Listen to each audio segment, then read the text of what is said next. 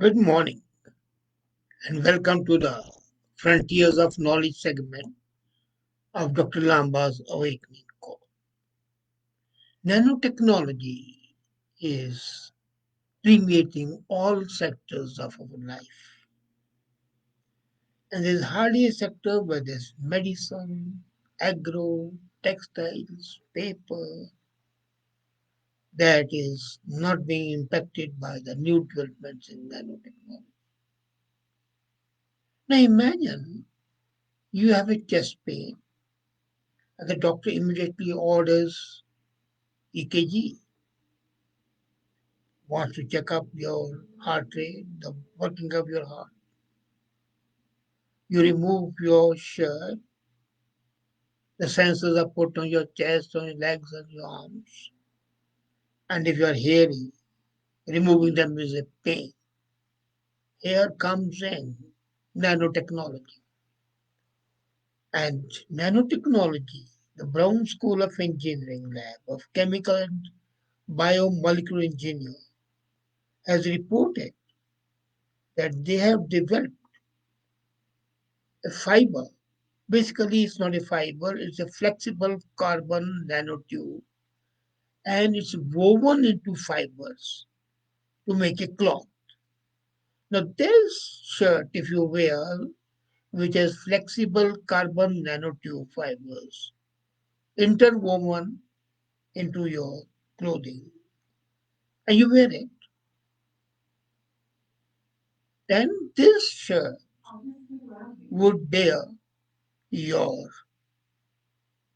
EKG, your heart rate, monitor it very comfortably without any pain.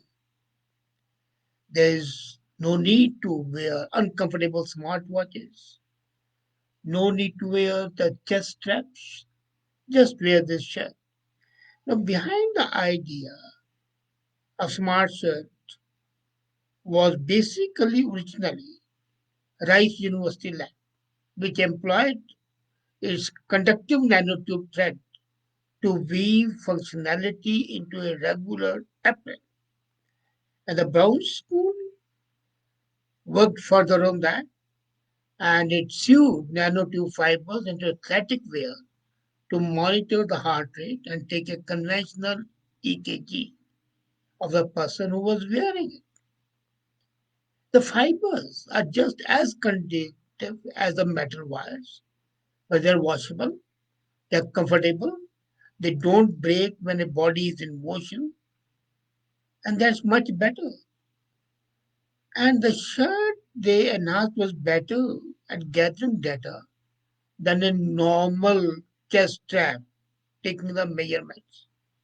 When matched with a commercial medical electrode monitoring, the carbon nanotube shirt gave better results and more accurate results.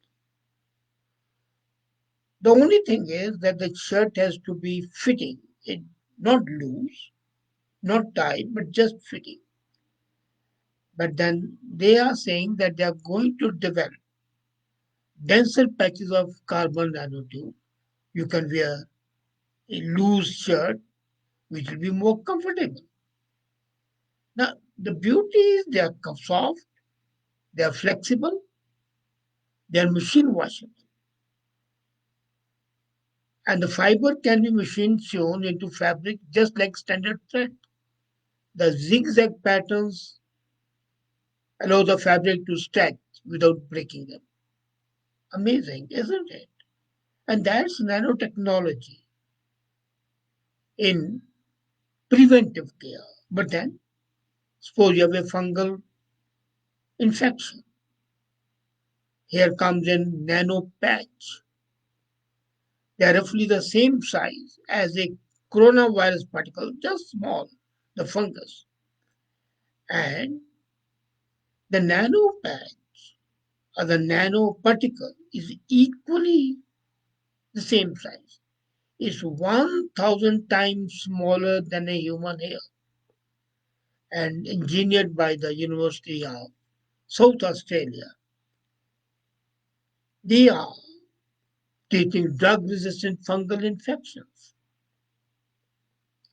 Normally, what happens is that fungal infection is quite troublesome, painful, dirty looking, uncomfortable. So, what happened? The University of South Australia collaborated with Monash University and the new nano biotechnology came up. They call it missile and has a remarkable ability to battle one of the most invasive, notorious resistant fungal infection called Candida. Now, these are made of lipid molecules that arrange themselves in spherical form and they are in aqueous evolution, basically the aqueous solution, the watery solution. They are arranged that. Now, what they do, they attract and repel liquids simultaneously. So, they are well suited for the drug delivery. It's timely because COVID virus is one which can be treated through the use of these missiles. And it's a pathogenic yeast that's extremely dangerous to people. Candida, I mean. It destroys the immune system, particularly in a hospital setting. So, managing and treating invasive fungal infection is very challenging for all the doctors and very uncomfortable for the patient. So, fungal biofilms have been made from these nanoparticles, which are 1,000 times smaller than the human hair. And how they use them? They use them in catheters, prostheses, heart valves, and slowly inject them. In places like India, which has nearly 40,000 new COVID 19 infections every day, hospitals are stretched, and the fungus spreads primarily from the hospital infection. So, this is a boon for the hospitals, for the medical care, and for the patients. But it doesn't stop here. Can you believe they have distilled cow's milk into nano capsules for drug delivery? A combination of dairy science and medical.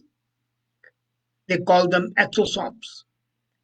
They are nano sized, again, 1,000 times smaller than human hair. They are biological capsules that the cells produce to protect and courier delicate molecules through the body. Human cells do it. The problem is replicating them outside the human body. And these capsules, once they are made, they're very hardy. They withstand enzymic breakdown. They also are able to tolerate acidic impact and temperature fluctuations in the gut and the bloodstream. So these capsules, since they are immune to the fluctuation of temperature, acid in the gut, bile, so they can deliver drugs in a much better manner. Harvesting them to achieve clinical grade level of purity was a complex process. Now, cow's milk has maximum of exosomes, but you cannot easily separate them from other milk proteins and lipids. So, Professor Gode, who is the director of the Center for Vascular and Heart Research at Fredlin Biomedical Research Institute, came up with this thought: why not convert cow's milk into nano capsules? They worked for about 6 months on this, a team of about 10 professors, and Gaudi's laboratory developed a scalable method to harvest exosomes from unpasteurized cow's milk. Using this purification method, they were able to generate, and they extracted roughly a cup of purified exomes from every gallon of unpasteurized milk. So 3.5 liters of milk gave a cup of purified exomes. And it happened for the first time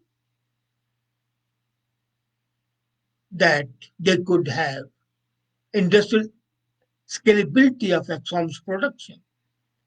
Now, what happens is that when they develop this multi step cost effective purification process, they found that it optimizes filtration methods, it optimizes timing of the temperature and chemical treatment, affecting calcium levels during COVID 19. As a matter of fact, COVID has been a propelling factor for the further developments in Medicare. And imagine now, instead of getting a vaccine shot, your nurse hands you a milkshake instead. And the milkshake has exomes. Another milkshake may contain exomes loaded with therapeutic peptide, and that would protect internal organs like heart from myocardial infarction, heart attack, what you call it. Now, what's the benefit of that? And this is only in cow's milk. Possibly, when our ancestors in India deemed cow to be the mother, this might have been a factor. Now, exomes found in the cow's milk, which have been converted into nanocapsules, are able to penetrate blood-brain barrier. Now, what is this blood-brain barrier? This is a membrane that protects the brain from unwanted pathogens and chemicals introducing, and when you drink those exomes, this membrane covers your brain, this membrane, and then it protects you from unwanted pathogens and virus. And this new way of delivering therapeutic is extremely helpful for treating neurological diseases and brain cancer. So what I was saying that when our ancestors said that cow's milk is nectar, they had a logical reason, but they didn't name it as forms. They simply said it is great, it is nectar, it is life giving. But how they did not tell. Now we know that the moment you drink cow's milk, it creates a membrane which covers your brain. Now there's one difference. The natural exomes in the cow's milk give this membrane protection for 10 to 15 hours. The capsules give a protection for 24 hours. But the biggest thing is it protects even from the brain cancer. And the progress, the frontiers don't end here. Now, University of Arizona health science researchers have completed another study, and that enhances the fight against colorectal cancer and melanoma, the skin cancer. This treatment they have developed on nanotechnology. They have developed a nanotherapeutic platform. Now, the beauty is this is the first time it has happened. You can switch the tumors from immune cold to immune hot. Hot therapy for treating cancer has been developed by Israel. Cold treatment is already there in US. So Dr. Lu, who is a member of BIOS Institute and Southwest Environmental Health Science Center at University of Arizona, he and his team developed it. And what has the benefit? It improves cancer resistance for colorectal cancer using nanotechnology to deliver chemotherapy in a way to make it most aggressive. So chemotherapy is given through nanotechnology. making it pinpoint the disease cell. So they increase the effectiveness of ICB therapy and eradicate a large portion of early stage cancer tumors. Another thing, they not only destroy these cancerous tumors, they also activate body's memory immunity, preventing the recurrence. Normally, what happens when the cancer is treated, it comes back. It has happened in many cases. So, this treatment of nanotechnology would ensure that the cancer would not come back. And before we end, I was saying it is pervading all sectors, but I covered only Medicare. But then, do you know your precious metals? How much gold and platinum and silver you love? But the scientists have created now a new type of catalyst that sus- uses sustainable ways of making and using molecules and protects the supply of precious metals. University of Nottingham has taken a lead. So they have developed a new type of catalyst that combines features that were previously thought to be impossible. Can you believe it? So they have developed a process to fabricate non-cluster of metals on a mass scale. They demonstrate that the behavior of the non-clusters of palladium do not conform to the orthodox behavior that define catalysts. So catalyst fabrication has been done. It allows the most economical use of rare metals and precious metals. The gold wears down many times. You might have seen Europe it. So you cover it with that and it would not wear down and will retain its sheen. Same is about the platinum, gold. Basically, this is the cleanest way of protecting precious metals, generates zero level waste. And then the further benefit is that it can be used for green chemical technologies. So it's a multi-use, non-cluster item. And it's basically catalyst. It generates the power into the metals to protect themselves. Just a pinpoint and 1 kilogram of the metal becomes self-protecting. So you find that nanotechnology is something which is really, really working wonders and bringing about a sea change in our life in many ways, not in one. But the march doesn't stop. The march, the progress of nanotechnology, along with other forms of research, goes on unabated, unchecked. It came just about 10, 15 years back. It came, it saw, it experimented, and today people swear by it. Great exploration and great progress. Think about it. Thank you.